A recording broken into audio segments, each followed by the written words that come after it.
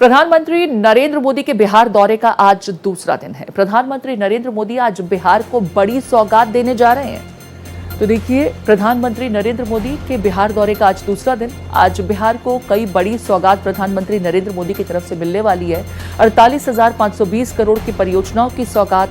विक्रमगंज में आज एक जनसभा को भी संबोधित करेंगे प्रधानमंत्री नरेंद्र मोदी। कई बड़ी परियोजनाओं का भी शिलान्यास उनके द्वारा किया जाना है। बिहार के बाद कानपुर भी जाएंगे प्रधानमंत्री, जहां यूपी को 20,900 करोड़ रुपए की अलग अलग परियोजनाओं की सौगात देने जा रहे हैं। कानपुर में मेट्रो के 14 स्टेशनों का भी उद्घाटन आज प्रधानमंत्री नरेंद्र मोदी द्वारा किया जाएगा। तो देखिए, बिहार दौरे का आज उनका दूसरा दिन है। आज विक्रमगंज में जनसभा को संबोधित करेंगे। करोड़ों की परियोजनाओं की सौगात प्रधानमंत्री नरेंद्र मोदी यहां क्षेत्र की जनता को देंगे। कुल 48,520 करोड़ की परियोजनाओं की सौगात। विक्रमगंज में जनसभा को संबोधित करेंगे। कई बड़ी परियोजनाओं का भी शिलान्यास उनके द्वारा किया जाएगा। बिहार के बाद उत्तर प्रदेश के कानपुर भी जाएंगे प्रधानमंत्री नरेंद्र मोदी, जहां यूपी को 20,900 करोड़ की सौगात देने वाले हैं। प्रधानमंत्री नरेंद्र मोदी का काफी व्यस्त कार्यक्रम आज का भी रहने वाला है। कल भी हमने देखा था प्रधानमंत्री नरेंद्र मोदी पटना में रोड शो कर रहे थे। उस दरमियान बड़ी संख्या में प्रधानमंत्री नरेंद्र मोदी को अपने बीच पाकर लोग उनके दीदार के लिए सड़क की दोनों तरफ खड़े नजर आए।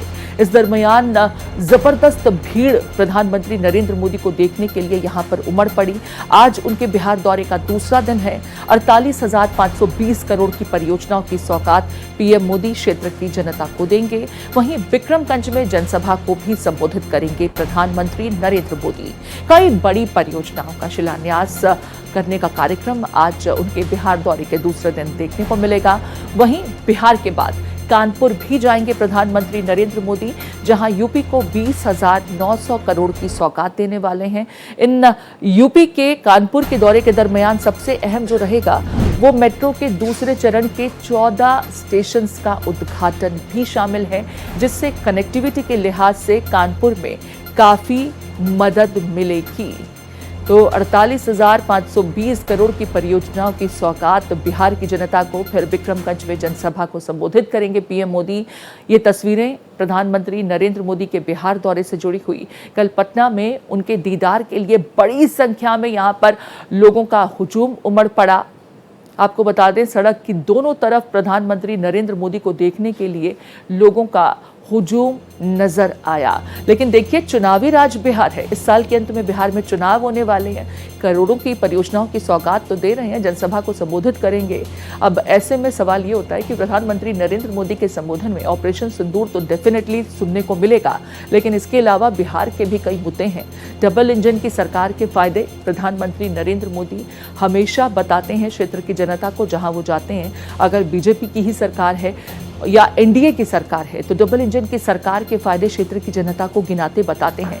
लेकिन चुनावी राज्य होने के चलते बिहार की जनता के मुद्दे कई महत्वपूर्ण हैं। ऐसे में प्रधानमंत्री नरेंद्र मोदी बिहार के लिए क्या कुछ आगे का विजन अपने संबोधन के दरमियान रखेंगे, ये सबसे बड़ा मुद्दा होगा।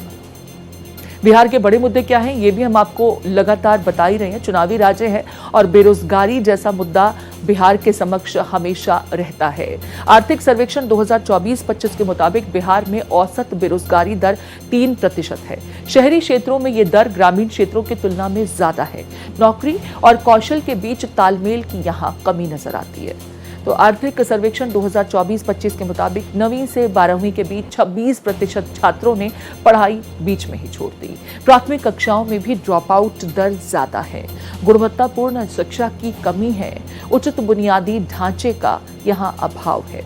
अगर स्वास्थ्य के लिहाज से बात की जाए तो कई स्वास्थ्य सेवाएं भी यहाँ बदहाली के रूप में नजर आती हैं। ग्रामीण क्षेत्रों में महिलाओं और बच्चों का कुपोषण को लेकर के एक समस्या हमेशा नजर आती है। अस्पतालों में सुविधाओं की कमी, डॉक्टरों और मेडिकल स्टाफ की कमी भी है। बिहार की कानून व्यवस्था की बात की जाए, बढ़ते अपराध की बात की जाए तो बढ़ते अपराध और कानून व्यवस्था बिहार में बड़ा प्रश्न है। कानून व्यवस्था लचर है। पुराने बड़े मुद्दों के न्याय में देरी पर भी अक्सर सवाल खड़े होते हैं। वहीं अगर औद्योगिक और आर्थिक विकास की बात की जाए तो रोजगार के अवसर यहां सीमित हैं। तो बिहार के बड़े मुद्दों में देखिए, हम लगातार ग्राफिक्स के जरिए आपको बता रहे हैं कि पीएम मोदी आज बिहार पहुंच रहे हैं, विक्रमगंज में जनसभा को संबोधित करेंगे।